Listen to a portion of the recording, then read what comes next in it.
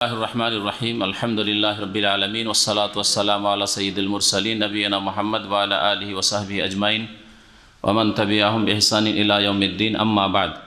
Fa'udhu billahi minash shaitanir rajim. Bismillahirrahmanirrahim. Ya ayyuhan nabiyyu ittaqillah wa la tuti'il kafirin wal munafiqin. Inna Allaha kana aliman hakima.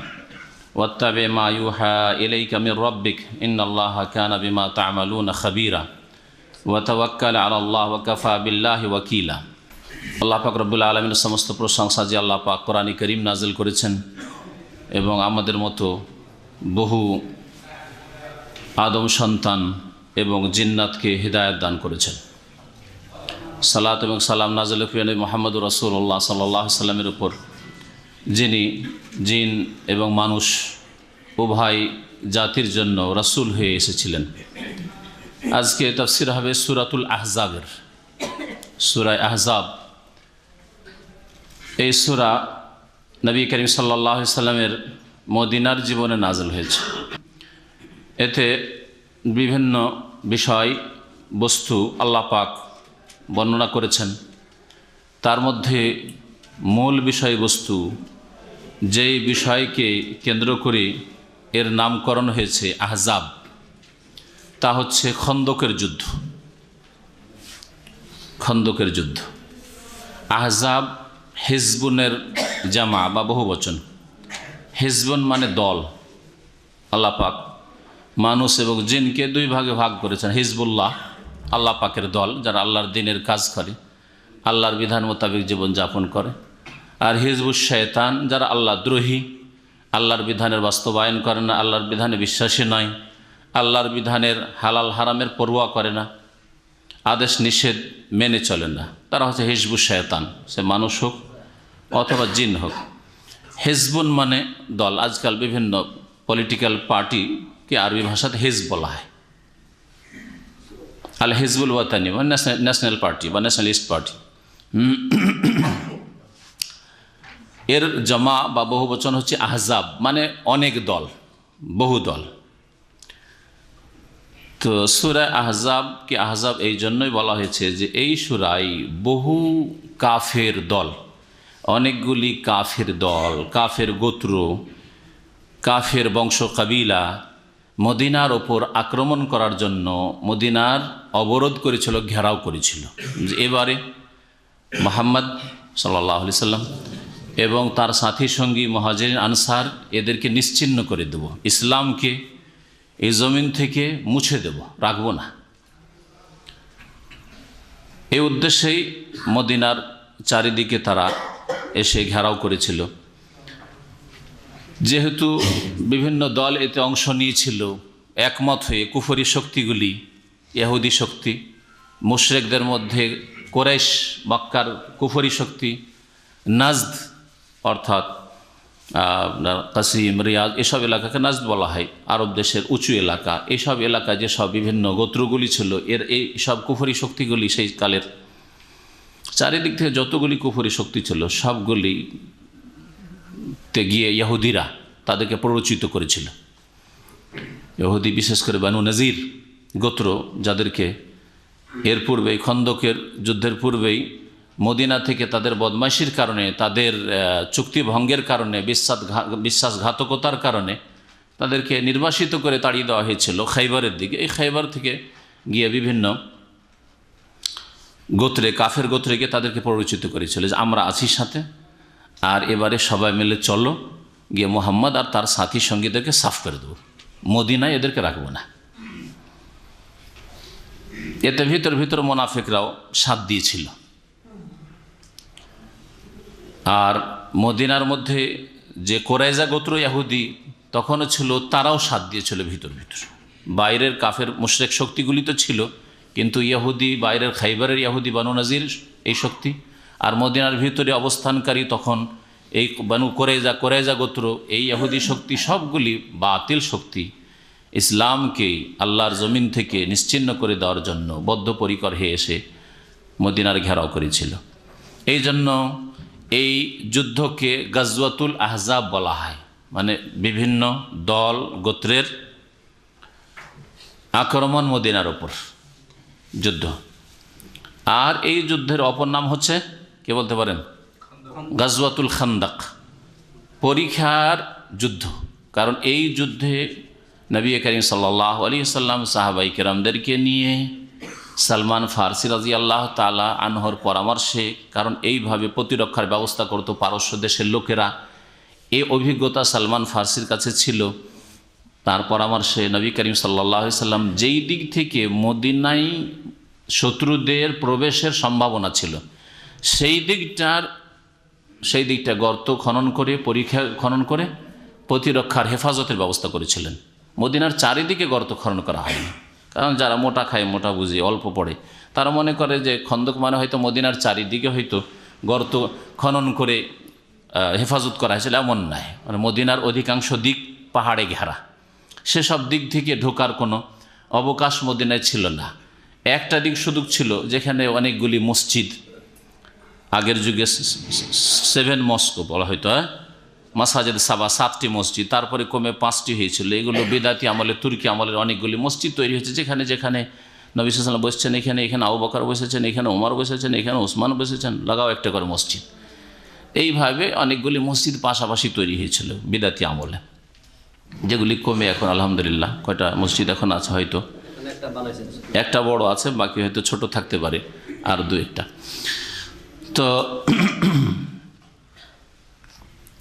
একটা দিকের হেফাজতের ব্যবস্থা করা হয়েছিল যেই দিক থেকে শত্রুরা আক্রমণ করার সম্ভাবনা ছিল। এই জন্য এই যুদ্ধকে গাজওয়াতুল খান্দাক বা খন্দকের যুদ্ধ বলা হয়। খন্দক মানে হচ্ছে গর্ত বা পরীক্ষা। এতে প্রথম এই সূরায় আল্লাহ পাক রব্বুল নবী করিম সাল্লাল্লাহু আলাইহি সাল্লামকে নবী বলে সম্বোধন করেছেন এবং তাকে আল্লাহ পাকের শুকরিয়া আদায়ের জন্য আল্লাহকে ভয় করে চলতে বলেছেন, আল্লাহর বিধান মেনে চলতে বলেছেন, আল্লাহর দিন প্রচারের ক্ষেত্রে, আল্লাহর দিন পালনের ক্ষেত্রে মুনাফিক আর কাফেরদের কথা মানতে নিষেধ করেছেন। আর তারপরে আল্লাহ পাকের ওহীর বিধান অনুসরণ করতে বলেছেন। এই মর্মে যত রকমের ঝুঁকি আসুক না কেন আল্লাহর ওপর নির্ভরশীল হতে, আস্থা, তাওয়াক্কুল, ভরসা করতে বলেছেন। এই বিষয়গুলি উল্লেখ করার পরে আল্লাহ পাক তারপরে কিছু মাসাইল, বিধিবিধান উল্লেখ করেছেন। তার মধ্যে একটি হচ্ছে জেহারের বিধান। জেহার মানে হচ্ছে কোনো ব্যক্তি যদি নিজের স্ত্রীকে মায়ের সাথে তুলনা করে, স্ত্রীর কোনো অঙ্গ, বিশেষ করে জাহিলি যুগে মুশরিকদের আমলে স্ত্রীকে মায়ের পিঠের মতো করত, আনতে আলাইকা জাহারি উম্মি, মায়ের পিঠের সাথে, পৃষ্ঠদেশের সাথে তুলনা করত। এছাড়া যদি কোনো অঙ্গের সাথে তুলনা করে অথবা মা বলে সম্বোধন করে, একে জেহার বলা হয়, তাহলে হারাম হয়ে যায় স্ত্রী, তখন তার কাফারা লাগে, যার কথা আল্লাহ সূরা মুজাদালায় বর্ণনা করেছেন বিস্তারিত, এবং ওর কাফারাগুলি যেগুলি সূরা মুজাদালা তাফসীরে আমরা উল্লেখ করেছি। তারপরে আল্লাহ পাক রব্বুল পোষ্যপুত্র, অপরের ছেলে মেয়েকে নিজের সন্ততি বানানো, ছেলে মেয়ে বলে পালন করা, পোষ্যপুত্রের বিধান। ইসলামে পোষ্যপুত্র নেই, যদি লালন পালন করেন তাহলে নেকির জন্য করেন, কিন্তু যেটা নেই ইসলামে সেটা হচ্ছে একেবারে নিজের বাপের নামকে একেবারে নিশ্চিহ্ন করে দিয়ে অপর কোনো ব্যক্তিকে বাপ বলে স্বীকার করা। হ্যাঁ, আর এর বিপরীতটাও নিজের ছেলের মতো ওকেও ছেলে বলে এমন ঘোষণা করা যাতে করে সমাজের লোক বুঝতেই না পারে যে এটা অন্য কারো ছেলে, বরং অন্য যেগুলো নিজের ছেলে ওই রকমই মনে করে ওকে। এটা হারাম ইসলামে, একটা দিক। দ্বিতীয় যেটা হারাম, জাহিলিয়াতের যুগে এই পোষ্যপুত্রকে, ছেলে মেয়ে যেগুলি বানানো হইতো, মুখে ডাকা ছেলে মেয়েদেরকে ওয়ারেস বানানো হইতো, উত্তরাধিকারী বানানো হইতো। নিজের ছেলে মেয়েকে যেমন ধন দৌলতে ভাগ দিত, তেমন পোষ্যপুত্রকেও ভাগ দিত, যেই বিধানকে আল্লাহ পাক বাতিল ঘোষণা করেছেন। এটা ইসলামে নেই। তবে ওসিয়তের রাস্তা যে কোনো মানুষের জন্য, যারা ওয়ারিস নয়, উত্তরাধিকারী নয়, তাদের জন্য ওসিয়তের রাস্তা খোলা আছে। যেমন মাদ্রাসা মসজিদের জন্য, ইসলামের খেদমতের জন্য ওসিয়তের রাস্তা খোলা আছে, যে কোনো ব্যক্তির জন্য ওসিয়তের রাস্তা খোলা আছে। আর সেটা নিজের ধন সম্পদের 1/3 অংশের বেশি হবে না, তার কমই হবে, তার মধ্যেই থাকবে। নবী করিম সাল্লাল্লাহু আলাইহি ওয়াসাল্লাম সহিহ বুখারী প্রসিদ্ধ হাদিস ওয়াসসুলুসু কাসীর, 3 ভাগের 1 ভাগ করবে, আর এটা অনেক বেশি, তার নিচেই থাকবে। ওসিয়ত মানে মৃত্যুর সময় উপদেশ দেওয়া বা তার আগে উপদেশ দেওয়া যে আমার ধন সম্পদ থেকে মাদ্রাসায়, ইসলামিক সেন্টারে, মসজিদ নির্মাণের জন্য, অথবা এতিমখানায়, ইসলামিক লাইব্রেরির জন্য, অথবা অমুক ব্যক্তিকে, অমুক আলেমকে, অমুক ছেলেকে, নিজের ছেলে নয়, অমুকের ছেলে অমুককে, অথবা অমুকের মেয়েকে, অমুক বিধবাকে, অমুক এতিমকে ইত্যাদি, যে কোনো ব্যক্তি হোক অথবা কোনো প্রতিষ্ঠান হোক, আমার ধন সম্পদ থেকে এত বিঘা জমি দিয়ে দিবে, আমার ব্যাংক ব্যালেন্স থেকে এত টাকা দিয়ে দিবে, সেটা 3 ভাগের 1 ভাগের বেশি হওয়া জায়েজ নয়। কারণ তার বেশি হলে নিজের ওয়ারিসিন যারা ছেলে মেয়ে এবং যারা ধন সম্পদে ভাগ বন্টন আল্লাহ পাক দিয়েছেন যাদেরকে, তাদের হক নষ্ট করা হবে। এই বিষয়গুলি উল্লেখ করার পরে নবী করিম সাল্লাল্লাহু আলাইহি ওয়াসাল্লাম উম্মতের সবচাইতে নিকটবর্তী মানুষ, সবচাইতে বেশি হিতাকাঙ্ক্ষী আল্লাহর পরে, সুতরাং তার হক আপনার নিজের হকের চাইতে বেশি, এই বিষয়টি আল্লাহ পাক উল্লেখ করেছেন। তারপরে আরও বেশ কিছু বিষয় উল্লেখ করার পরে তখন সূরা আহজাব সম্পর্কে বেশ কয়েকটি আয়াত রয়েছে। আশা করি ইনশাআল্লাহ আজকে সময় অল্প হলেও, কারণ আমাদের পরে ইথোপি ভাইদের একটা প্রোগ্রাম আছে, বড় বাৎসরিক প্রোগ্রাম, তাদের সম্মেলন, সেজন্য আমরা দুটোর মধ্যে ছেড়ে দেব। যদি খন্দকের যুদ্ধে সম্পর্কে যে আয়াতগুলি রয়েছে সেই আয়াতগুলি পর্যন্ত পৌঁছে যায়, আলহামদুলিল্লাহ কিছু আলোচনা হয়ে যাবে, বা সেই আয়াতগুলি কিছু আমরা বুঝবো। আর না হলে ইনশাআল্লাহ তাআলা আল্লাহ পাক সহি সালামত রাখলে আগামী সপ্তাহে সেগুলির তাফসীর হবে। এছাড়াও এই সূরায় যে বিষয়গুলি রয়েছে সেই বিষয়গুলি হচ্ছে নারী সংক্রান্ত বিষয়। নবী করিম সাল্লাল্লাহু আলাইহি ওয়াসাল্লামের পরিবার, বিশেষ করে বিবাহ শাদী, মোহরের কথাও রয়েছে, হিজাব পর্দার কথা রয়েছে, যে এসব বিষয়গুলি আল্লাহ পাক রব্বুল আলামিন এই সূরা আহজাবে বর্ণনা করেছেন। মহান আল্লাহ ইরশাদ করছেন, ইয়া আইয়ুহান নবী ইত্তাকিল্লাহ, হে নবী। ইয়া আইয়ুহান নবী মানে হে নবী, ইত্তাকিল্লাহ, তুমি আল্লাহকে ভয় করো। প্রথম কথা যে আল্লাহ পাক রব্বুল আলামিন নবী মুহাম্মদ সাল্লাল্লাহু আলাইহি সাল্লামকে কোরআনে কারীমে কোথাও ইয়া মুহাম্মদ বলে সম্বোধন করেননি। আল্লাহ পাকের কাছে শেষ নবী মুহাম্মদ সাল্লাল্লাহু আলাইহি সাল্লাম খাতামুল আম্বিয়া ওয়াল মুরসালিন কত শ্রেষ্ঠ, কত প্রিয়, যে নাম ধরে ডাকেননি, উপাধি দিয়ে সম্বোধন করেছেন। ইয়া আইয়ুহান নবী, হে নবী, এই আয়াতে রয়েছে। আর অন্য আয়াতে রয়েছে ইয়া আইয়ুহার রাসূল, হে রাসূল, বাল্লিগ মা উনজিলা ইলাইকা মির রাব্বিক। এইভাবে আল্লাহ পাক রব্বুল নবী মুহাম্মদ সাল্লাল্লাহু আলাইহি সাল্লামকে সম্বোধন করেছেন। পক্ষান্তরে অন্যান্য আম্বিয়া রসুলগণ সম্পর্কে কোরআন কারীমের আয়াত যদি একটু যদি আপনি ভালো করে দেখবেন, ইয়া জাকারিয়া ইন্না নুবাশশিরুকা বিগুলামিন ইসমুহু ইয়াহিয়া, জাকারিয়াকে নাম ধরে সম্বোধন করছেন। ইয়া ইয়াহিয়া খুযিল কিতাবে কুওয়া, ইয়াহিয়া আলাইহিস সালামকে নাম ধরে সম্বোধন করছেন। ওয়া নাদাইনাহু আন ইয়া ইব্রাহিম, হে ইব্রাহিম, অথচ ইব্রাহিম খলিলুল্লাহ, আল্লাহ পাকের অন্তরঙ্গ বন্ধু, নবী রাসূল। তবু আল্লাহ পাক ইয়া ইব্রাহিম কদ সাদ্দাকতা রুয়া, হে ইব্রাহিম বলে সম্বোধন করেছেন। এইভাবে কোন নবীকে আল্লাহ পাক নবী মুহাম্মদ সাল্লাল্লাহু আলাইহি ওয়াসাল্লাম ছাড়া হে নবী, হে রাসূল বলে সম্বোধন করেননি। আল্লাহ পাক হেদায়েত করে আপনাদেরকে। আগে শুরুতে বলেছি আর প্রতি সপ্তাহে বলছি, যেই ব্যক্তির মোবাইল চালু থাকবে আল্লাহর রাস্তায় সে বেরিয়ে যাক, জি, অন্যদের ক্ষতি করবেন না। কোরআনে কারীমের তাফসীর চলছে, এটা হারাম, যে কথা বলাও হারাম। শুরুতে আয়াত বলেছি, কি আয়াত বলেছি? ওয়াইদা করিয়াল কোরআন, যখন কোরআনে কারীমের পাঠ হবে, শব্দের পাঠ হোক আর অর্থের পাঠ হোক, তরজমা হোক, তাফসীর হোক, সবগুলি হচ্ছে কিরাতুল কোরআন। বরং আসল কোরআন পাঠের উদ্দেশ্য হচ্ছে তাতে থেকে হেদায়েত পাওয়ার। হেদায়েত পাওয়া তরজমা তাফসীর ছাড়া শুধু তেলাওয়াত সওয়াবের আশায় করলে হয় না। ফাসতামিউ লাহু, আল্লাহ বলছেন মনোযোগ দিয়ে শোনো, শুধু শোনো না। ফাসমাউ মানে শোনো, আর ফাসতামিউ মানে মনোযোগ দিয়ে শোনো। আর ওয়া আনসিতু, নীরব থাকো, নিজে নীরব থাকো, নিজের মোবাইলকে নীরব রাখো। লাআল্লাকুম তুরহামুন, তাহলে আল্লাহর রহমত পাবে। হয় আল্লাহর রহমত নেওয়ার জন্য এসে থাকলে বসেন, আর না হইলে বাইরে যান।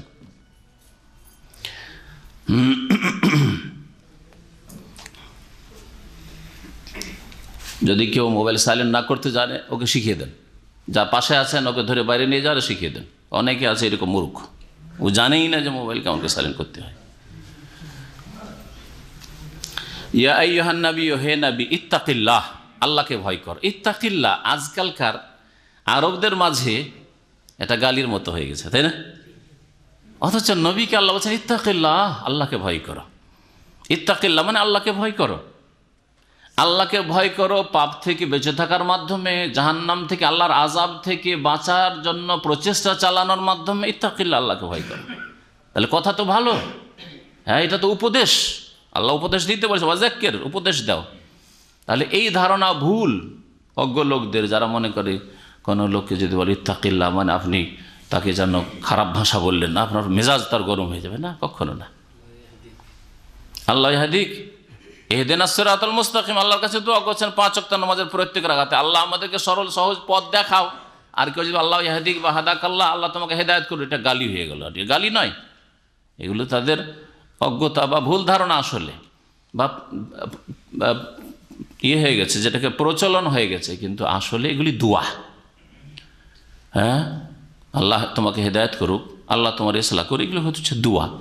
কিন্তু ওরা ক্ষেত্র বিশেষে বুঝে যে এটা আমাকে গালি দেওয়া হলো। যেমন একটা লোক ভুল কাজ করছে আপনার নজরে, তখন আপনি ওকে বলছেন আল্লাহ ইয়াহদিক। অন্যায় কাজ করছে, বাড়াবাড়ি করছে, তখন বলেন ইত্তাকিল্লাহ। নামাজ ওদিকে মসজিদে চলছে আর রাস্তায় বসে আছে, ইত্তাকিল্লাহ, আল্লাহকে ভয় করা, আমাকে ইত্তাকিল্লাহ। মারামারি করছে, বলছে ইত্তাকিল্লাহ। অকথ্য ভাষা বলছে, কাউকে থুথু দিচ্ছে, বলছে ইত্তাকিল্লাহ, আল্লাহকে ভয় করা। বলছে আমাকে বলছো। তখন শয়তান বেশি করে ধরে নেয় মানুষকে, শয়তান বেশি করে। এমনি রাগের অবস্থায় শয়তান বেশি ধরে, কোনো মানুষ বেশি মেজাজ গরম হইলে শয়তান বেশি সুযোগ পায়। আর এই সময়তে যখন তাকে উপদেশ দেওয়া হচ্ছে, তখন শয়তান আরও ওকে কামড়িয়ে ধরছে, যে তোকে ইত্তাকিল্লাহ বলছে, তুই আরও শয়তান হয়ে যা। আল্লাহ যেন হেদায়েত করে। প্রথম আল্লাহ পাক আমাদেরকে হেদায়েত করেন এবং আল্লাহকে ভয় করা তৌফিক দান করেন, তারপরে অন্য মুমিন ভাই বোনদেরকে, তারপরে আল্লাহ পাক সারা বিশ্বের মানুষকে, মুসলিম অমুসলিম সকলকে আল্লাহ পাক হেদায়েত দান করেন। ইত্তাকিল্লাহ, আল্লাহকে ভয় করো, অর্থাৎ আল্লাহ পাকের শুকরিয়া আদায় করো তোমার তাকওয়ার মাধ্যমে, গুনাহ থেকে বেঁচে থাকার মাধ্যমে, ভুল ত্রুটি থেকে বেঁচে থাকার মাধ্যমে, নিজের দায়িত্ব পালনে কোন রকমের ত্রুটি না করার মাধ্যমে। ইত্তাকিল্লাহ, আল্লাহ পাকের শুকরিয়া আদায় করো। একটা লোক মুত্তাকি, গুনাহ থেকে বেঁচে আছে, নবী করিম সাল্লাল্লাহু আলাইহি সাল্লাম থেকে বেশি মুত্তাকি দুনিয়াতে কেউ পয়দাই হয়নি। নবী সাল্লাল্লাহু আলাইহি ওয়াসাল্লাম বলেননি আনা আখশাকুম লিল্লাহ ওয়া আতকাকুম মিনহু, আমি সবচেয়ে বেশি আল্লাহকে ভয় করি আর সবচেয়ে বেশি আমি পরেজগার তোমাদের মধ্যে। সবচেয়ে বেশি মুত্তাকি আর সবচেয়ে বেশি আল্লাহর ভয় ভীতি অন্তর রাখি, তার সবচেয়ে বড় মুত্তাকি রাসূলুল্লাহ সাল্লাল্লাহু আলাইহি ওয়াসাল্লাম। তারপরে আল্লাহ ইত্তাকিল্লাহ বলছেন। তাহলে আমার মতো কোনো আলেমকে, মাদ্রাসা পড়া মানুষকে, কোনো হাফেজকে যদি কেউ বলে আল্লাহকে ভয় করেন, আরে আমাকে আল্লাহকে ভয় করেন বলনেওয়ালা আপনি কে? আরে আপনি নিজের চরকায় তেল দেন, এরকম কথা আমাদের দেশের লোকেরা বলে না? বেকুফ না? নবী করিম সাল্লাল্লাহু আলাইহি ওয়াসাল্লাম আল্লাহ পাক বলছেন ইত্তাকিল্লাহ। তো ইত্তাকিল্লাহ মানে আল্লাহ পাকের তাকওয়া যে তোমার মধ্যে আছে সেটাকে আরো স্থায়িত্ব করো, তার ওপর অটল হয়ে যাও, সেটাকে আরো মজবুত করো, সামান্য এদিক ওদিক হয়ে যাও না। ইত্তাকিল্লাহ।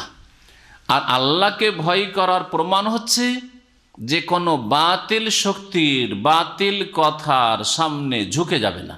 ওয়ালা তুতিল কাফিরিন, সুতরাং তুমি কাফেরদের কথা মানিও না, কাফেরদের আনুগত্য করিও না। ওয়াল মুনাফিকিন, এবং মুনাফিকদের আনুগত্য করিও না। কাফের মুনাফিকের আনুগত্য করিও না। এই আয়াতে নেগেটিভ পজিটিভ দুটোই আছে, তাই না? তাহলে ইসলাম হচ্ছে হাঁ এবং নায়ের নাম, শুধু হাঁয়ের নাম নয়। যেমন একদল ইসলামের প্রচারের দোহাই দিয়ে তারা বলে না, নেগেটিভ কথাবার্তা বলিও না, এটা ঠিক নয়, ওইটা ঠিক নয়, এটা শিরক, ওইটা বেদাত, এটা করিও না, এটা ছেড়ে দাও, এটা ঠিক হচ্ছে না, এরকম কথা তাদের করছেই নেই। চেনেন তাদেরকে? হ্যাঁ, এটা ইসলামের তরিকা নয়। বরং কালেমা তাইয়্যিবাতে প্রথম নেগেটিভ আছে, লা আছে, তাই না? নেগেটিভ, বাতিল এলাহ নেই ইল্লাল্লাহ, আল্লাহ ছাড়া সব বাতিল বাকিগুলো। তাহলে কালেমা তাইয়্যিবা তো নেগেটিভ পজিটিভ আছে, ইতিবাচক নেতিবাচক আছে। আর এই আয়াতে সূরা আহজাব প্রথম আয়াতে ইত্তাকিল্লাহ, আল্লাহকে ভয় করো, আল্লাহ পাকের হুকুম। আর নেগেটিভ ওয়ালা তুতিল কাফিরিন ওয়াল মুনাফিকিন, কাফের মুনাফিকের কথা মানিও না, নেগেটিভ। তাহলে ঈমান সম্পূর্ণ হবে। নামাজ পড়ো, পাপ করিও না, ঠিক না? নামাজও পড়ছেন, পাপও, নামাজও পড়ছেন, ফিল্মও দেখছেন, নামাজও পড়ছেন, হারাম খাচ্ছেন, নামাজও পড়ছেন, ধার নিয়ে বেঈমানিও করছেন, হ্যাঁ, নামাজও পড়ছেন আর মানুষের হক নষ্ট করছেন, আল্লাহর হক নষ্ট করছেন, তাহলে তো চলবে না। না, তাহলে ইসলাম পজিটিভ নেগেটিভের নাম, আল্লাহর আদেশ মেনে চলার নাম, আল্লাহর নিষিদ্ধ কাজ কথা থেকে বেঁচে থাকার নাম। আল্লাহকে ভয় করেন আর কাফের মুনাফিকের কথাও যদি শোনেন, কখনো ইসলাম প্রতিষ্ঠিত হবে না, কায়েম হবে না, ব্যক্তি জীবন ইসলাম প্রতিষ্ঠিত হবে না। ইন্নাল্লাহ কানা আলিমান হাকিমা, নিশ্চয় আল্লাহ পাক রব্বুল আলামিন সব কিছুই জানেন এবং তিনি হাকিম, প্রজ্ঞাবান। তার কথায়, কাজে, বিধি বিধানে, আদেশ নিষেধে প্রজ্ঞা হিকমত রয়েছে। অযৌক্তিক কোনো কথা নেই আল্লাহ পাকের বিধানে। এরকম আল্লাহ পাকের সৃষ্টিতেও কোনো অযৌক্তিক জিনিস নেই, হিকমত ছাড়া কোনো কিছু নেই। ওয়াত্তাবে মা ইউহা ইলাইকা, তারপরে নবী করিম সাল্লাল্লাহু আলাইহি ওয়াসাল্লামকে ওহীর অনুসরণ করতে বলা হচ্ছে। কারণ আল্লাহর রাস্তা, যেই রাস্তায় থাকলে আল্লাহ সন্তুষ্ট হবেন এবং আল্লাহ পাক শেষ পরিণাম জান্নাত দেবেন, জাহান্নাম থেকে রক্ষা করবেন, এর জন্য ওহীর অনুসরণ করা ফরজ। কেউ যদি নিজের প্রবৃত্তির অনুসরণ করে, নিজের খেয়াল খুশি চলল, যেটা ভালো লাগছে ওইটা করছে, আর চেষ্টা করছে ভালোটাই করব, তাহলে কখনো সে বিদাত মুক্ত হইতে পারবে না। কারণ বিদাতি কাজও তো ভালো লাগছে, লাগে না? আরে কবর মাজার পাকা করে আর সাজিয়ে ওলিয়া উলিয়ার এহতেরাম সম্মান করতেও তো ভালো লাগছে, কিন্তু এটা ইসলামের নেই, ওহীতে নেই। ওলিয়া উলিয়ার ইজ্জত করলাম, সম্মান করলাম, তারা মারা গেছে তো তাদের মান ইজ্জত নাই, ইজ্জত করলে সব যুক্তি তো আছে, কুপ্রবৃত্তি এটা, কিন্তু এটা ওহী নয়, ওহীর বিপরীত এটা। যতগুলি বিদাত আছে সবগুলি ভালো মনে করে শুরু করা হয়েছে, মনে রাখবেন। কোন বিদাত কি জেনা, চুরি, ডাকাতি আর ছিনতাই, রাহাজানির মতো পাপ মনে করে করা হয়নি। সবগুলিকে ভালো মনে, ইস্তেহসান, সবগুলিকে সুন্দর মনে করে শুরু করা হয়েছে, কিন্তু সবগুলি হচ্ছে দলালা, কুল্লু বিদাতিন দলালা, ঠিক না? শিরক হোক যা ধর্মের নামে হয়, অথবা বিদাত হোক যা ধর্মের নামে হয়, নবীর আদর্শের নামে পালিত হয়। এই জন্য ওহীর অনুসরণের জন্য আল্লাহ তাগিদ করছেন কাকে? যিনি দিন নিয়ে এসছেন, যার উপর ওহী এসছে তাকে। ওয়াত্তাবে মা ইউহা ইলাইকা মির রাব্বিক, হে নবী তুমি অনুসরণ করো, মেনে চলো, মা ইউহা ইলাইক, তোমার কাছে যা ওহী করা হয়েছে বা হচ্ছে, মির রাব্বিকা, কার পক্ষ থেকে? আর তোমার রবের পক্ষ থেকে। তাহলে কার ওহী মানতে হবে? ওহী ইলাহি, আল্লাহর ওহী, আর শয়তানের ওহী থেকে বেঁচে থাকতে হবে। এখানেও পজিটিভ নেগেটিভ আছে। আল্লাহর ওহী মোতাবেক জীবনযাপন করতে হবে, আর শয়তানের কুপরামর্শ, শয়তানের ওয়াসওয়াসা, কুমন্ত্রণা, এগুলি হচ্ছে শয়তানের ওহী। শয়তান অনেক সময় ভালো বেশভূষা নিয়ে এসে মানুষের রূপ ধরেও বলতে পারে, আবার অন্তরে ওয়াসওয়াসা দিয়েও হতে পারে শয়তানের ওহী আছে। ওয়াইন্না শায়াতিনা লা ইউহুনা ইলা আউলিয়াইহিম, সূরা আনাম আল্লাহ বলছেন শয়তান তার বন্ধুদের কাছে ওহী করে। তো শয়তানের ওহী কোরআন দ্বারা সাব্যস্ত। নেগেটিভ বাদ দিতে হবে, আর পজিটিভ ওহী প্রতিষ্ঠা করতে হবে, কায়েম করতে হবে। কার ওহী? রবের ওহী, মির রাব্বিক ইন্নাল্লাহ কানা বিমা তা'মালুনা খাবীর, নিশ্চয় আল্লাহ পাক রব্বুল আলামিন তোমরা যা করো সে সম্পর্কে সূক্ষ্ম খবর রাখেন। খাবীরা, সূক্ষ্ম খবর রাখেন। ওয়া তাওয়াক্কাল আলাল্লাহ, তাকওয়ার আদেশ হইল, অনুসরণের আদেশ হইল, আর কিসের আদেশ হইল? আর আল্লাহর ওপর নির্ভরশীল হওয়া, আল্লাহর ওপর আস্থা ভরসা করা।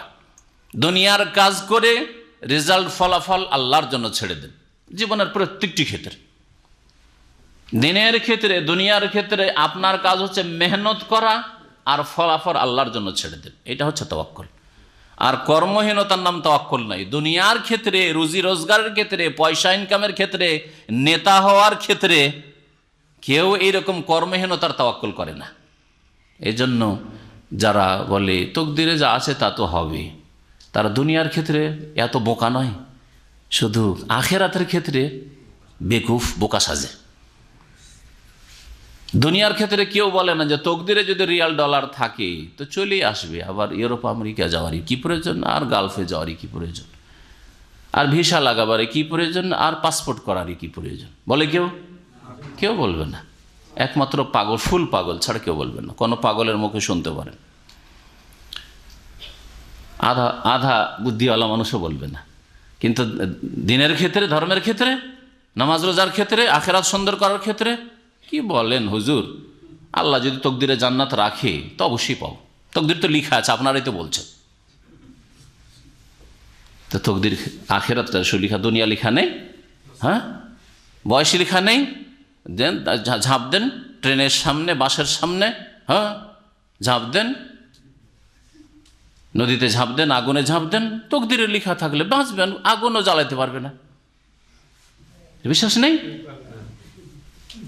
তার সেখানে তদবির করছেন, তকদিরের সাথে দুনিয়ার ক্ষেত্রে তদবির করছেন, ওই রকমই দিনের ক্ষেত্রে, আখিরাত সুন্দর করার ক্ষেত্রে, কবর আযাব থেকে বাঁচার জন্য, জাহান্নাম থেকে বাঁচার জন্য, জান্নাত লাভের জন্য তদবির করতে হবে, মেহনত পরিশ্রম করতে হবে। ওয়াজাহিদু ফিল্লাহি হাক্কা জিহাদিহি, প্রচেষ্টা চালাও আল্লাহর সন্তুষ্টির জন্য, যেমন প্রচেষ্টা চালানো উচিত, হাক্কা জিহাদি আল্লাহ বলেছেন। ওয়াতাওয়াক্কাল আলাল্লাহ, আল্লাহর উপর আস্থা ভরসা করো, কাজকর্ম করে আল্লাহর উপর ভরসা করো ফলাফলের জন্য। ওয়াকাফা বিল্লাহি ওয়াকিলা, কাজ সম্পাদনের জন্য আল্লাহ পাকই যথেষ্ট। কাফা বিল্লাহি, যারা ভাষাবিদ, গ্রামারের পণ্ডিত, তারা বলেছেন বাটা এখানে অতিরিক্ত জায়দা, কাফা আল্লাহু ওয়াকিলা। আসলে এজন্য অর্থটা এইভাবেই করা হয়, আল্লাহ পাক কাজ সম্পাদনের জন্য যথেষ্ট, কাফা আল্লাহু ওয়াকিলা। অনেক সময় অতিরিক্ত অক্ষর বা শব্দ ভাষায় প্রয়োগ করে মানুষ, ভাষাকে সুন্দর করার জন্য, জিনতের জন্য। এটা হচ্ছে বালাগাত, ইলমুল বালাগা, জি, অলংকার বিদ্যা। তারপরে আল্লাহ পাক রব্বুল আলামিন উল্লেখ করেছেন একটি আয়াতে কয়েকটি বিধান। তার মধ্যে একটি বিধান হচ্ছে, কোন মানুষ পৃথিবীতে আসেনি আর নেই বা আসবে না যার দুটো অন্তর আছে, দুটো কলব আছে। এইরকম কোনো মানুষ পয়দা হয়নি, কোনো নবীও নেই এরকম, আর কোনো সাধারণ অসাধারণ ব্যক্তিও নেই। আল্লাহ পাক প্রত্যেককে একটা করে হৃদয় দিয়েছেন, একটা করে অন্তর দিয়েছেন। এই বিষয়টি আল্লাহ পাক উল্লেখ করেছেন। এর অর্থ কি, এটা কেন আল্লাহ পাক বললেন? আল্লাহ পাকের কোনো কথা তো এমনিতে বলা হয়নি, কাল্পনিক বলা হয়নি, তাই না? তার বাস্তবতা আছে। একদল তাফসীরকারগণ বলছেন যে কোন মোনাফেক দাবি করতো মদিনায় যে আমার দুটো দিল আছে,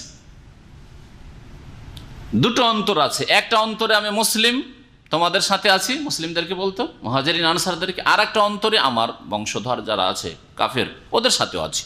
আমি সব দিকে তাল মিলিয়ে চলি, যখন যেখানে থাকি তেমন চলি। যেমন আজকালকার কিছু সুবিধাবাদী মুসলমান আছে, যেখানে যেমন সেখানে তেমন। হ্যাঁ, মসজিদে আসে নামাজ পড়া শুরু করবে, আর মন্দিরে গেলে সে দূর নিয়ে নেবে। মন্দিরে গেলেও পূজা করে দিয়ে চাঁদা দিয়ে, মসজিদেও চাঁদা দিচ্ছে, মন্দিরেও চাঁদা দিচ্ছে। বহু মুসলিম আছে সুবহানাল্লাহ ভারত উপমহাদেশে, যারা যেমন মসজিদেও চাঁদা দেয়, মন্দিরেও চাঁদা দেয়। মসজিদ নির্মাণ করছে, মন্দিরও নির্মাণ করছে, চার্চও নির্মাণ করছে, চার্চেও যায় আর জুমাতেও যায়, মসজিদেও যায়, মন্দিরেও যায়। এইরকমটা নাই। আল্লাহ বলছে না, এইরকম কোনো দিন নেই। কলব একটা, হৃদয় একটা, সুতরাং হয় ঈমান থাকবে, নয় কুফরি থাকবে। মুনাফিকি থাকলেও কুফরি, আর কুফরি অস্বীকার থাকলেও কুফরি। মুখে শুধু ইসলাম স্বীকার করলে হবে না, অন্তর থেকে ইসলাম মানতে হবে এবং তা পালন করতে হবে। কোন কোন তাফসীরকারগণ আবার বলেছেন মুহাম্মদ সাল্লাল্লাহু আলাইহি সাল্লাম সম্পর্কে কারো ধারণা ছিল যে তার দুটো দিল আছে। এই ভ্রান্ত ধারণা দূর করার জন্য, যাই হোক, যে কোনো কিছু হোক, যদি এইরকম কিছু থাকে তাহলে তার খণ্ডন উদ্দেশ্য। আর অন্যান্য তাফসীরকারগণ বলছেন যে এইরকম কোনো ব্যাপার নেই, আর এই জন্য এই আয়াত নাজল হয়নি বা এর কোনো এইরকম শানে নজুল নেই। বরং এই বিষয়টি আল্লাহ উল্লেখ করেছেন, সামনে যে বিষয়গুলি উল্লেখ করেছেন আরও দুটো বিষয়, দুটি হুকুম বিধান, সেগুলির ভূমিকা স্বরূপ। কেমন, মনোযোগ দিয়ে শুনতে হবে। তারপরে আল্লাহ পাক একটা বিষয় উল্লেখ করেছেন, সেটা জেহার। এর আগে বললাম না, জেহার মানে নিজের স্ত্রীকে মায়ের সাথে তুলনা করা। স্ত্রীকে আদর করতে করতে বলছেন যে তোমার চেহারাটা একেবারে আমার মায়ের মতো লাগে, ছোটকালে আমার মাকে দেখতাম তোমার মতোই ছিল। হ্যাঁ, তোমার পেট পিঠ তোমার শরীর বডিটা আমার মায়ের মতো লাগে, হারাম বলা। বা তুমি আমার মা, আদর করতে করতে ও মা মা, হারাম। শুধু এইরকম না, কত রকমের যে মুসলিম পাবেন আল্লাহ জানেন। এক মুসলিম ফাসেকের কথা শুনেছিলাম কোন এককালে, যে স্ত্রীকে খুব মারধর করত, আর যখন মারধর করতে লাগতো তা বলছে শালি বাপ বল, বাপ বল, বাপ বল। জি হ্যাঁ, যতক্ষণ পর্যন্ত বাপ না বলেই তো ততক্ষণ মার বন্ধ করতো না। দেখছি যে মার থেকে বাঁচলে ওকে বাপ বলতে হবে। হ্যাঁ, বাপুজি বাপুজি, আব্বাজি আব্বাজি আব্বাজি, এই করতে শুরু করতো। হারাম, কাবিরা গুনাহ, এগুলি কাবিরা গুনাহ। এতে স্ত্রী হারাম হয়ে যাবে যতক্ষণ পর্যন্ত জেহারের কাফারা না দেবে। যে জেহারের কাফারার কথা বললাম কোন সূরা আছে? সূরা মুজাদিলা। তো স্ত্রীকে মায়ের সাথে তুলনা করলে ধারণা ছিল জাহিলি যুগে সে মা হয়ে যায়, স্ত্রী মা। তাহলে এক ব্যক্তি দুটো জিনিস হয়ে গেল, তাই না? এক ব্যক্তি মানে ব্যক্তি হচ্ছে সে আসলে স্ত্রী, আর সে মায়ের সাথে তুলনা করার জন্য অথবা মা বলার জন্য বা মেয়ে বলার জন্য সে মা হয়ে গেল, এটা হয় না। যেমন একটা লোকের অন্তরে দুটো দিল হয় না, একটা লোকের পেটে বা একটা লোকের বুকে দুটো হৃদয় হয় না, কলব হয় না, ঠিক তেমনি একটা মানুষ, একজন মহিলা দুই রকম হতে পারে না, যে মা হয়ে গেল আবার স্ত্রী, এটা হতে পারে না। দুইয়ের এক। স্ত্রী কখনো মা বললে মা হয়ে যাবে না, বরং হারাম কথা বলেছো, কাবিরা গুনাহ করেছো, সেজন্য তার কাফারা দিতে হবে। বুঝলেন? তাহলে ভূমিকা স্বরূপ আল্লাহ বলেছেন আগের কথাটি। আর একটি বিষয় কি আল্লাহ উল্লেখ করেছেন? পোষ্যপুত্রের কথা। পোষ্যপুত্র সম্পর্কে জাহিলি যুগে কাফের মুশরিক বিদিনদের যেটা বিশ্বাস ছিল, সেটা কোনো ছেলেকে পশুপুত্র বানিয়ে নিলে কি হয়ে যায়? সেটা আসলে নিজের পোলা হয়ে যায়, নিজের বেটা হয়ে যায়, নিজের ছেলে হয়ে যায়। এই যে ধারণা ছিল নিজের মেয়ে হয়ে যায়, কোনো মেয়েকে যদি লালন পালন করে নিলে, এটা হয় না। কারণ এটা হইলে তার বাপ কয়টা হয়ে যায়? দুটো হয়ে যায়। একটা যেই বাপ জন্মদাতা, আর তুমি যেহেতু পালন করলে সেজন্য তুমি এক বাপ হয়ে গেলে, তো দুটো বাপ। হ্যাঁ, এটা হয় না। যেমন এক মানুষের বুকে দুটো অন্তর হয় না, দুটো কলব হয় না, দুটো হৃদয় হয় না, ঠিকই তেমনি একজন ছেলে অথবা মেয়ের দুই বাপ হয় না। বুঝতে পেরেছেন? এবারে আল্লাহ পাক তার ভূমিকা স্বরূপে কথা বলেছেন। দেখুন আল্লাহ পাক কি বলছেন, মা জাআলাল্লাহু লিরাজুলিন মিন কলবাইনি ফি জাওফিহি। আল্লাহ পাক সৃষ্টি করেননি কোনো ব্যক্তির জন্য মিন কলবাইনি দুটো হৃদয়, ফি জাওফিহি তার পেটের ভিতরে, মানে তার বুকে, তার বক্ষে দুটো আল্লাহ পাক হৃদয়, হার্ট তৈরি করেননি। একটা মানুষের একটা হার্ট আছে। ওমা জাআলা আজওয়াজাকুম আল্লাহি তুযাহিরুনা মিনহুন্না উম্মাহাতিকুম। আর তোমাদের স্ত্রীদেরকে যাদের সাথে তোমরা জেহার করে ফেলেছো, যাদেরকে তোমাদের মায়ের পিঠের সাথে তুলনা করেছো, উম্মাহাতিকুম তোমাদের মা আল্লাহ পাক বানিয়ে দেননি। স্ত্রীকে মায়ের সাথে তুলনা করলে বলে আল্লাহ পাক তোমাদের মা বানিয়ে দেবেন, এটা করেননি আল্লাহ পাক রব্বুল আলামিন। তাহলে এই জাহিলি ধারণা হচ্ছে বাতিল। ওমা জাআলা আদইয়াকুম আবনাআকুম। আদইয়া দাঈউনের জমা, বহু বচন হচ্ছে আদইয়া। দাঈ মানে মুখে ডাকা পুত্র, দায়াদু মানে ডাকা, আর দাঈউন মানে পোষ্যপুত্র, যা মুখে ডাকে। প্রচলন ছিল, ছোট থেকে মানুষ করলে ওর ছেলে হয়ে গেল। গ্রামের লোক, এলাকার লোক কেউ জানে না, আর ও নিজেকেও আসল বাপের কথা বলে না। কে তোমার বাপ? অমুকি বাপ। কেউ চেনে না যে এটা অন্যের ছেলে। এটা জায়েজ নাই, আগেই বলেছি, এটাও জায়েজ নাই।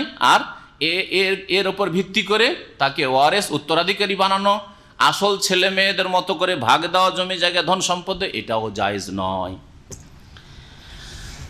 আল্লাহ পাক বলছেন, ওমা জাআলা আদইয়াকুম, তোমাদের পোষ্যপুত্রদেরকে আল্লাহ পাক বানাননি তোমাদের সন্তান। আবনাআকুম, তোমাদের সন্তান বানাননি, পোষ্যপুত্র তোমাদের সন্তান নয়। যালিকুম কওলুকুম বিআফওয়াহিকুম, এসব কথা যদি বলো যে অমুক অমুকের ছেলে, অথচ সে ছেলে নয়, পোষ্যপুত্র, তাহলে এটা তোমাদের মুখের বুলি। কওলুকুম বিআফওয়াহিকুম, তোমাদের কথা এটা তোমাদের মুখের, বিআফওয়াহ। ফামুনের জমা হচ্ছে আফওয়াহ, ফামুন আসলে ছিল ফাউহুন, আর ফাউহুনের জমা হচ্ছে আফওয়াহ। আল ইয়াউমা নাখতিমু আলা আফওয়াহিহিম, আল্লাহ সূরা ইয়াসিনে বলেছেন আজকে কিয়ামতের দিনে তাদের মুখগুলিতে কি করে দেব? খতম, মোহর লাগিয়ে দেবো, সিল লাগিয়ে দেবো, কথা বলতে পারবে না। ওয়া তুকাল্লিমুনা আইদিহিম, আর আমার সাথে কথা বলবে তাদের হাতগুলি। ওয়া তাশহাদু আরজুলুহুম, তাদের পাগুলি সাক্ষী দেবে বিমা কানু ইয়াকসিবুন, যা দুনিয়াতে করেছে সে সম্পর্কে। আফওয়াহ, আল্লাহ বলছেন তাদের এটা মুখের বলি মাত্র। এই লোকেরা বলে থাকে এটা কুসংস্কার, তাদের মুখের বলি, এর কোনো অস্তিত্ব নেই আল্লাহর বিধানে। ওয়াল্লাহু ইয়াকুলুল হক, আল্লাহ পাক যা বলেন তা সত্য, আল্লাহ সত্য কথা, হক কথা বলেন, ন্যায়সঙ্গত কথা বলেন। ওয়া হুয়া ইয়াহদিস সাবিল, আর তিনি সঠিক পথ দেখিয়ে থাকেন। এখানে মনে রাখবেন একটি কথা, যাতে কারো ভ্রম না হয়, আর এটা বলা জরুরি, যে শ্রদ্ধা সম্মানের জন্য কাউকে আব্বা বলা, যেমন বড় বড় আলেমদেরকে আব্বা বলা আরও সমাজে আছে, আমাদের সমাজে শ্বশুরকে আব্বা বলা শ্রদ্ধার জন্য, আসল আব্বা বলে নয়, মনে করে নয়, আর নিজের বাপের নামকে নিশ্চিহ্ন করেও নয়, ঠিক না? বাপ জানে যে এর বাপ হচ্ছে অমুক, এটা হচ্ছে শ্বশুর, সেই জন্য শ্বশুর আব্বা বলছে। এইরকম কথা, এইরকমই কাউকে আদর স্নেহ করে ছেলে বলা, বেটা কেমন আছিস, আমাদের অঞ্চলে বলে, হ্যাঁ হ্যাঁ বাবু কেমন আছিস, অপরের ছেলেকে নিজের ছেলে বলা। তো বলা দি, নিজের সন্তান বলে সম্বোধন করছেন, অথচ আপনার সন্তান নয় এটা। এটা কিসের জন্য? আদর স্নেহের জন্য। হ্যাঁ, এ আমার প্রিয় ছেলে, শোনো, ছোটকে বলছেন, এটা জায়েজ, এতে কোনো অসুবিধা নেই, কারণ এতে আপন বাপকে একেবারে আউট করে দেওয়া হয় না, এবং এতে ধন সম্পদের ভাগ দেওয়ারও বিধান আসে না, তাই না? সেই জন্য জায়েজ, আর এটা আগে থেকে চলে আসছে, সুতরাং এটা জায়েজ। আল্লাহ পাক তারপর বলছেন উদউহুম লিআবাইহিম, যারা পোষ্যপুত্র তাদেরকে তাদের পিতৃ পরিচয়ের সাথে ডাকো। তাদেরকে যখন ডাকবে তখন তাদের বাপের নাম দিয়ে ডাকবে, কারণ আরবরা শুধু আমাদের দেশের মতো নাম ধরে ডাকে না। রফিক, শুধু রফিক বলে এরকম না। হ্যাঁ, বাপের নাম কি? হ্যাঁ, রফিক বিন জায়েদ। হ্যাঁ, যেমন ইয়া ফাতেমা বিনতা মুহাম্মদ, হে মুহাম্মদের মেয়ে ফাতেমা, সালিনি মিন মালি মা শি'তা, আমার ধন সম্পদ থেকে কিছু চাওয়ার তাই থাকলে চাও, লা উগনি আনকা মিনাল্লাহি শাইআ, আল্লাহর আযাব থেকে তোমাকে কখনো রক্ষা করতে পারবো না, নবী কারীম সাল্লাল্লাহু আলাইহি ওয়াসাল্লাম। হ্যাঁ, ইয়া সাফিয়াতা বিনতে আব্দুল মুত্তালিব, হে আব্দুল মুত্তালিবের মেয়ে সাফিয়া, এইভাবে ডাকার প্রচলন ছিল আরবদের মধ্যে। তো যখন তোমরা ডাকবে কোনো পোষ্যপুত্রকে, তার ওই নকল বাপের নামে ডাকিও না, আবার আসল বাপের নামে ডাকবে, আল্লাহ বলছেন। এই আয়াত নাযিল হয়েছে একটি ঘটনার প্রেক্ষাপটে। নবী করিম সাল্লাল্লাহু আলাইহি ওয়াসাল্লামের পোষ্যপুত্র ছিল, নাম কি? যায়েদ।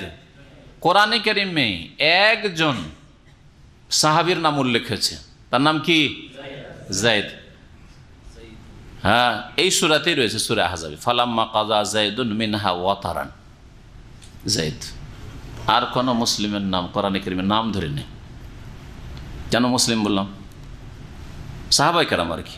মুসলিম তো আম্বিয়া রসুলগণও মুসলিম ছিলেন, মমিন ছিলেন, তাদের নাম তো আছে আম্বিয়া রসুলগণের। লুকমানের নাম আছে আগের, কিন্তু এই উম্মতের কোন ব্যক্তির নাম, কোন সাহাবীর নাম, কোন ব্যক্তির নাম কোরআনে কারিমে আছে? নেই। তবে কাফের নাম আছে না? কার নাম?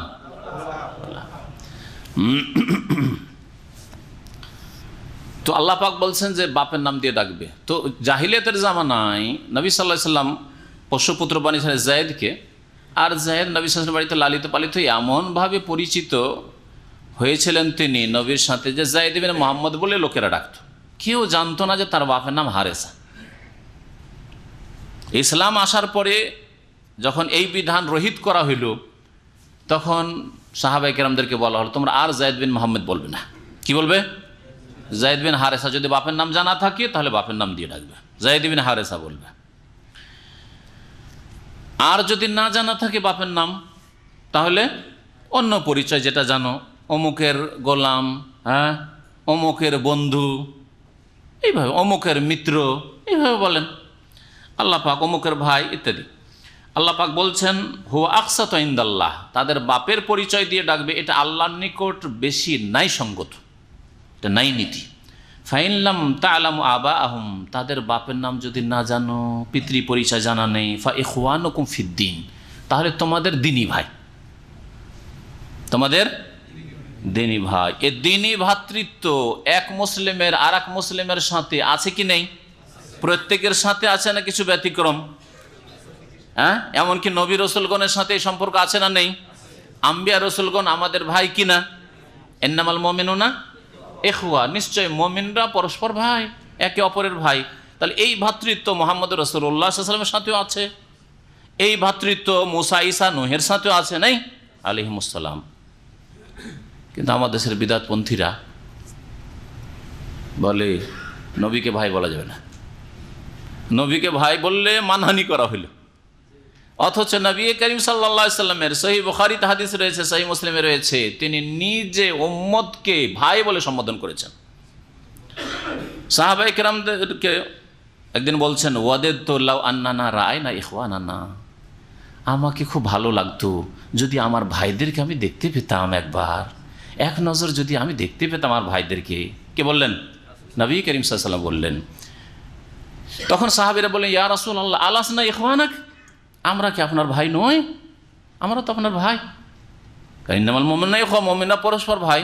তখন নবী সাল্লাল্লাহু আলাইহি ওয়াসাল্লাম বাল আনতুম আসহাবি, তোমরা শুধু ভাই না, ভাইয়ের পরে আরেকটা তোমাদের উপাধি আছে, তোমরা আমার সঙ্গী সাথী সাহাবী। ওয়া ইখওয়ানিল্লাযীনা লাম ইয়াতু বা'দু, আর আমার ভাই ওই সব লোকেরা যারা আমার সাথী সঙ্গী হবে না, আমার পরে আসবে, এখনো আসেনি। লাম ইয়াতু বা'দু মানে এখন পর্যন্ত যারা আসেনি দুনিয়াতে, কিয়ামত পর্যন্ত। তা নবী করিম সাল্লাল্লাহু আলাইহি ওয়াসাল্লাম নিজ উম্মতের মুমিন মুমিনাতকে ভাই বোন বললেন না বললেন না? আর বেরেলভিরা বলে যে এরা কাফের যারা বলবে নবীকে ভাই, অথচ আল্লাহ বলছেন ইন্নামাল মুমিনুনা ইখওয়া, আর নবী বলছেন যে আমার ভাইরা পরে আসবে।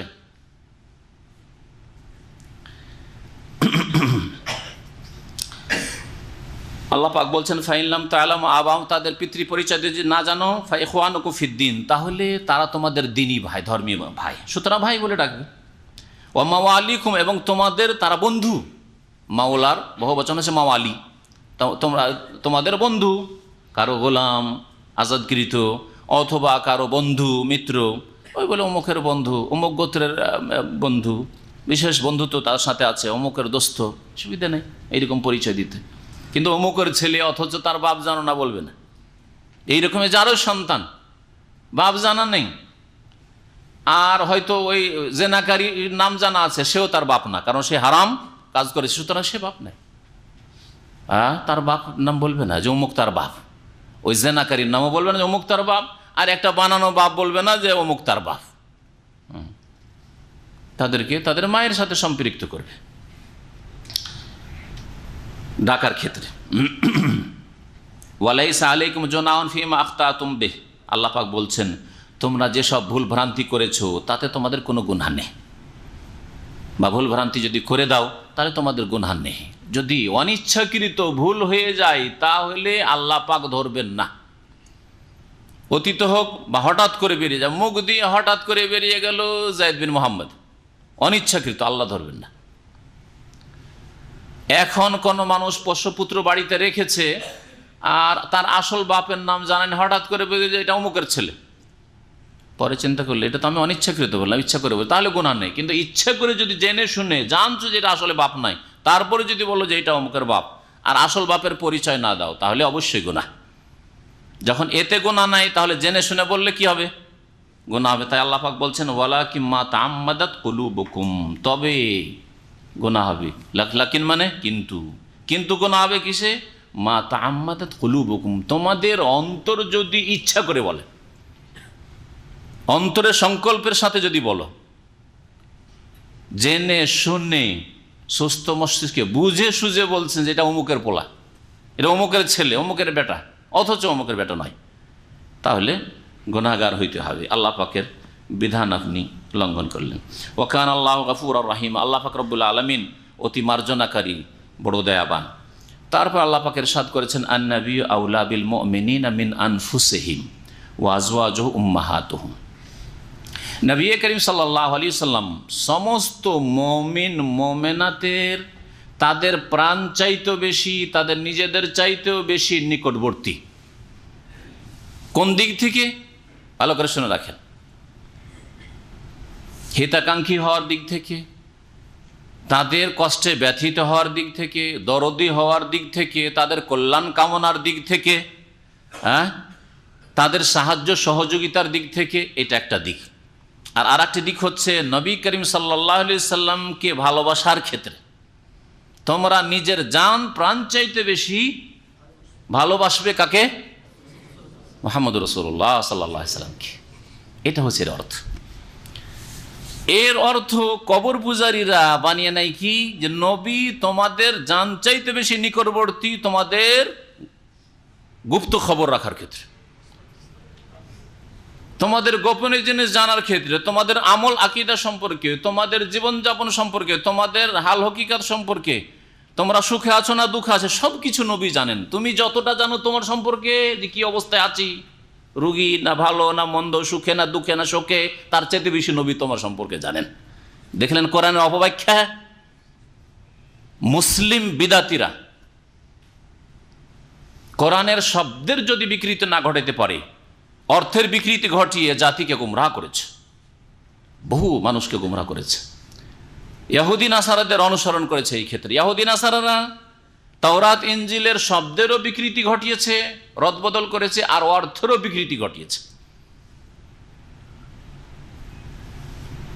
যেমন বেদে নারাসান শাহ মানে মুহাম্মদ সাল্লাল্লাহু আলাইহি সাল্লাম অধিক প্রশংসিত নারাসান শাহ, মুহাম্মাদের অর্থ হচ্ছে নারাসান শাহ। তারা অর্থের বিকৃতি, না না না এটা মোহাম্মদ নয়, এটা অন্য কাউকে বোঝানো হয়েছে।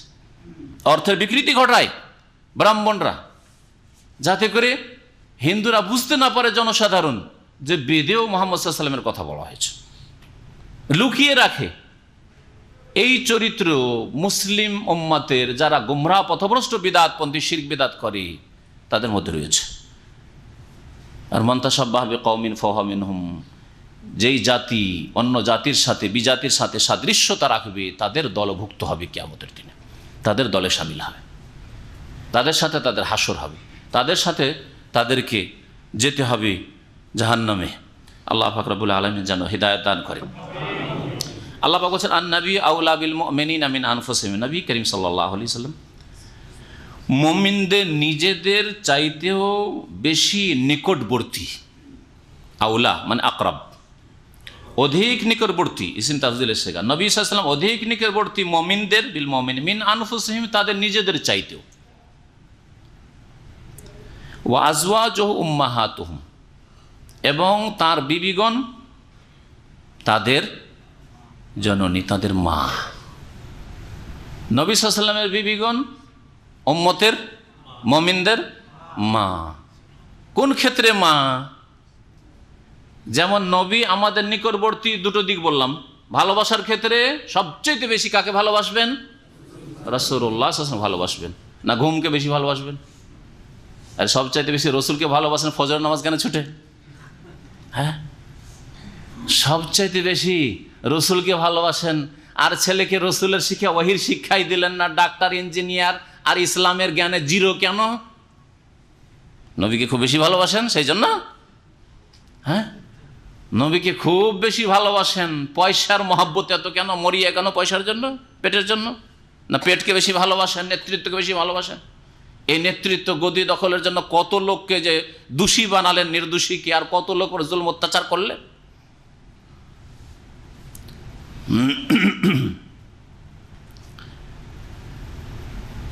নবী সাল্লাল্লাহু আলাইহি সাল্লামকে নিজের প্রাণ চাইতে বেশি যদি কেউ না ভালোবাসে, তাহলে সে কামিল মুমিন হতে পারবে। লা ইউমিনু আহাদুকুম হাত্তা আকুনা আহাব্বা ইলাইহি মিন ওয়ালিদিহি ওয়া ওয়ালাদিহি ওয়ান নাসি আজমাইন।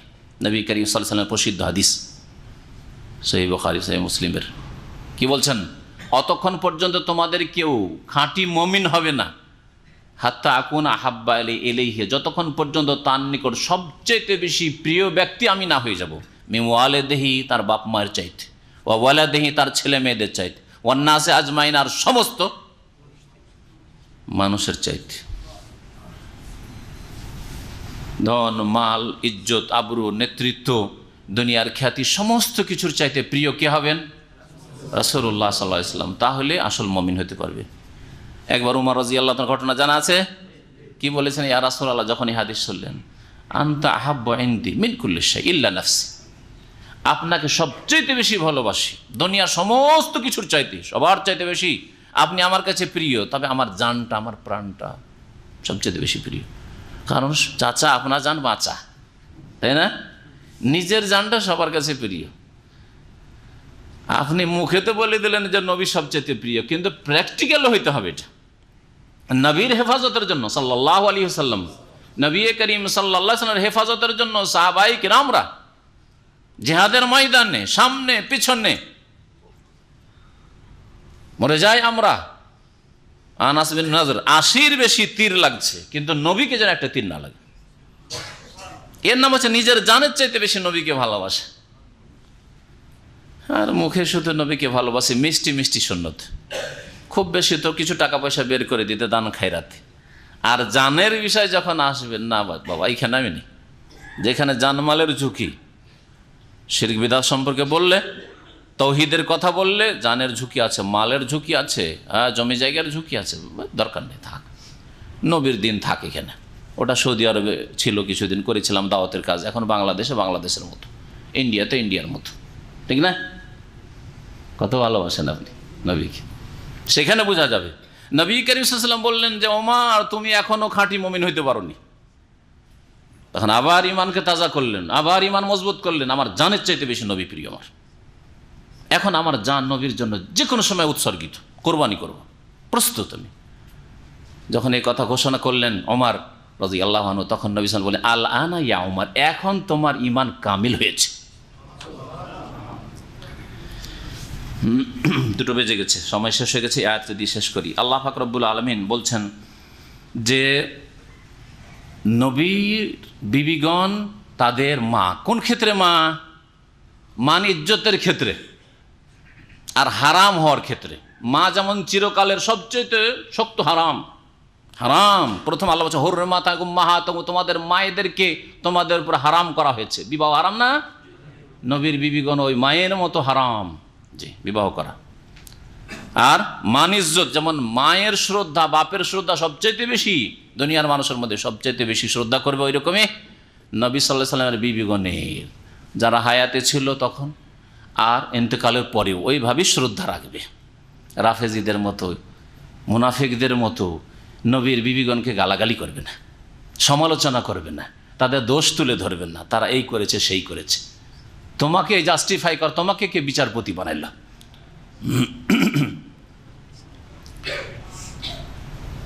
পক্ষান্তর পর্দার ক্ষেত্রে আর একটি ক্ষেত্র আছে। পর্দার ক্ষেত্রে নবীরা মায়ের মতো, নির্জনতা অবলম্বনের ক্ষেত্রে মায়ের মতো।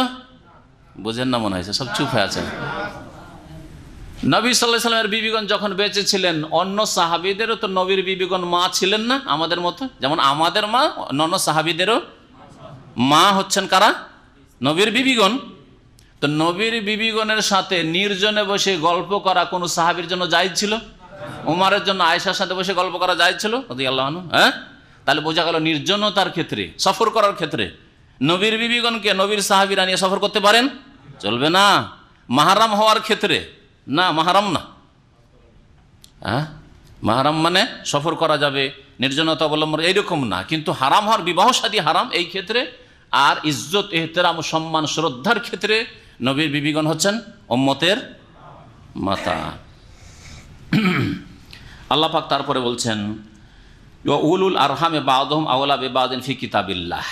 আর আত্মীয় স্বজন, নিকট আত্মীয়গণ পরস্পরের অধিক নিকটবর্তী আল্লাহ পাকের বিধানে, ফি কিতাবিল্লাহ, আল্লাহ পাকের বিধানে। মিনাল মুমিনিন আল মুহাজিরিন, মুমিনদের তুলনায় আর মুহাজিরদের তুলনায়। ইল্লা আন তাফআলু ইলা আউলিয়াইকুম মারুফা, তবে তোমাদের বন্ধুদের সাথে যদি তোমরা ভালো আচরণ করো, সেটা আল্লাহ অনুমতি দিচ্ছেন। কানা যালিকা ফিল কিতাব মাসতুরা, এই বিষয়টি আল্লাহ পাকের কিতাব লাউহে মাহফুজে লিখিত রয়েছে, লিপিবদ্ধ রয়েছে। এখন সংক্ষেপে তাফসীর করি, কারণ সময় শেষ হয়ে গেছে। এখানে আত্মীয় স্বজনদেরকে ওয়ারাসাতের ক্ষেত্রে, ধন দৌলতের বন্টনের ক্ষেত্রে পরস্পরের নিকটবর্তী আল্লাহ বললেন। কার তুলনায়? কাদের তুলনায়? অন্য অন্য মুমিন ভাইদের তুলনায়, বোনদের তুলনায়, আর এমনকি মুহাজিরদের তুলনায়। হিজরত করে আসার পরে মুহাজিরিনরা প্রথম যখন তাদের ভ্রাতৃত্ব স্থাপন করে দেওয়া আনসারদের সাথে, এর ভিত্তিতে আনসারি মরে গেলে মুহাজির ওয়ারিস হইত। মুহাজির মারা গেছে, তার কাছে কিছু আছে, আর কেউ নাই তার আপনজন বংশের, তাহলে হ্যাঁ আনসারি ওয়ারিস হবে। এটাকে আল্লাহ রহিত ঘোষণা করলেন এর মাধ্যমে। আত্মীয় স্বজনরা বেশি হকদার। আত্মীয় স্বজন হচ্ছে নিজের বাপের বংশের, হ্যাঁ নিজের মায়ের বংশের। বাপের বংশের যারা, তারা হয়তো আসহাবুল ফারায়েজ, অথবা যাদের জন্য আল্লাহ পাক পরিমাণ নির্ধারিত করেছেন, আসহাবুল ফারায়েজ বলা হয় ফারায়েজের ভাষায়। আর না হলে আসাবা, যা ধন সম্পদ বেঁচে আছে সবগুলি তারা নিতে পারবে, দ্বিতীয় দল। তৃতীয় দল হচ্ছে উলুল আরহাম, অর্থাৎ যারা আসাবাও নয় আর তার আগে আসহাবুল ফারায়েজও নয়, তারা ওয়ারিস হবে কিনা। যেমন মামা, জি, খালা, হ্যাঁ মামাতো ভাই, না নানা দাদার পর্যায়ে শরীয়তের ভাষায়, সুতরাং নানা দাদার মতো, জি। তো এরা উলুল আরহাম। একজন লোক মারা গেল, কোনো মুসলিম, তার বাচ্চা চাচাদের মধ্যে কেউ নেই, নিজের বংশে কেউ নেই, হ্যাঁ কেউ নেই, আসহাবুল ফারায়েজও নেই আর আসাবাও নেই। আছে কে? একজন মামা আছে, খালা আছে, হ্যাঁ মামাতো ভাইয়েরা আছে। তাহলে তারা ওয়ারিস হবে কি না এই সম্পর্কে ফোকাহে কেরামদের ইখতিলাফ আছে। কিন্তু এই আয়াতের ভিত্তিতে, আরও বেশ কিছু হাদিসের ভিত্তিতে, হ্যাঁ তারা হকদার, ওয়ারিসিন। পক্ষান্তর আর একদল ফোকাহা তারা বলছে যে না, এরা ওয়ারিস হবে না, ওই মামাতো ভাই আর মামা আর খালা ওরা ওয়ারিস হবে না। তাহলে কারো যদি এরকম নিকটাত্মীয় নিজের বাপের বংশের কেউ নেই, দাদা নাই, নানা নাই, কেউ নেই, তো কি ওয়ারিস হবে? হ্যাঁ বাইতুল মালে দিয়ে দিতে হবে। মুসলিম সরকারের যে বাইতুল মাল আছে, আর আজকাল বাইতুল মাল যেসব দেশে নেই, আর অধিকাংশ মুসলিম দেশে বাইতুল মাল নেই, আত্মসাৎ করে বেমানি করে তারাই খাবে যদি দিয়ে দেওয়া হয়তো। সুতরাং সাদকা খেরা তাদের কাছে করে দিতে হবে গরিব মিসকিনের মাঝে। কিন্তু দ্বিতীয় মতটির তুলনায় আগের মতটি বলিষ্ঠ। জি, আল্লাহু আ'লাম, সাল্লাল্লাহু আলা নবিয়িনা মুহাম্মদ।